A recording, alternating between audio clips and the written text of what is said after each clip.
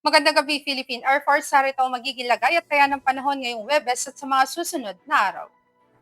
Kaninang alas 8 ng umaga, nalusaw na nga ang low pressure area ang ating minomonitor ng mga nakaraang araw. Sa kasalukuyan, dalawang weather system ang patuloy na iiral at makakaapekto sa ating bansa.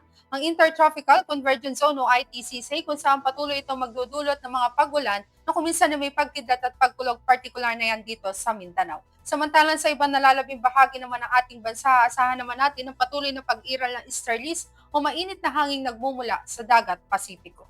Para naman sa magiging lagay at taya ng panahon bukas dito sa Metro Manila at ibang nalalabing bahagi ng Luzon, aasahan natin ng patuloy na bahagyang maulap hanggang sa maulap na kalangitan, ngunit may mga posibilidad pa rin yan ng mga pulupulong pag-ulan na kuminsan ay may pagkidlat at pagkulog lalo na nga sa dakong hapon o gabi.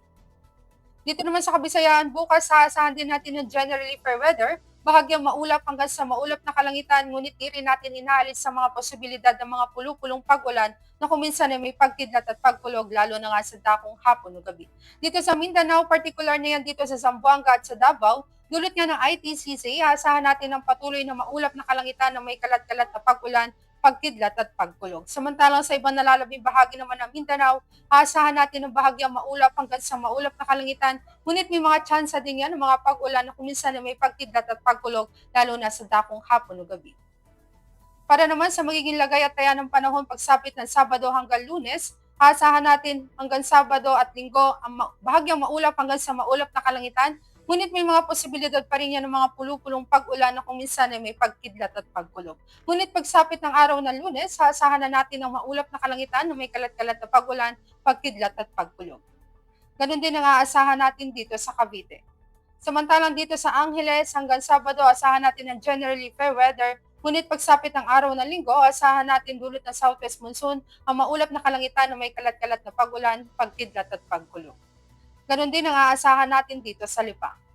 Dito naman sa Puerto Princesa, asahan na natin pagsapit ng Sabado hanggang Lunes ang maulap na kalangitan na may kalat-kalat na pag-ulan, pagkidlat at pagkulog.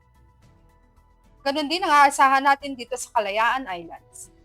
Dito naman sa Philippine Rise, sa mga susunod na araw, generally fair weather pa rin ang ating aasahan, bahagyang maulap hanggang sa maulap na kalangitan, ngunit may mga posibilidad pa rin yan ng mga pulupulong pag-ulan na kuminsan ay may pagkidlat at pagkulog.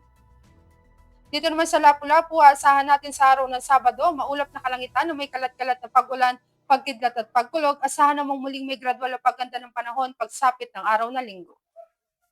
Dito naman sa Davao, may gradual na pagganda na rin ng panahon, bahagyang maulap hanggang sa maulap na kalangitan, ngunit may mga tsansa pa rin yan ng mga pag-ulan na kuminsan ay may pagkidlat at pagkulog lalo na sa dakong hapon o gabi.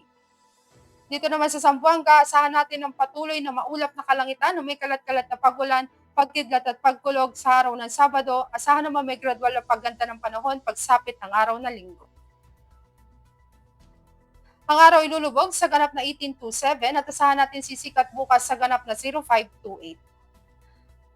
At para sa ating moon illumination, meron tayong 42% decreasing. At yan ang latest update natin sa weather at para manatiling updated sa lagay at taya ng panahon, i-follow lamang ang Air Force Weather Center sa aming mga social media accounts. Sa ngalan ng aming commanding officer na si Colonel Alvin John Cugador, FAP GSC, I'm Sergeant Jessa C. Cuenca, Weather Forecaster ng Air Force Weather Center. Muli magandang gabi, Philippine Air Force.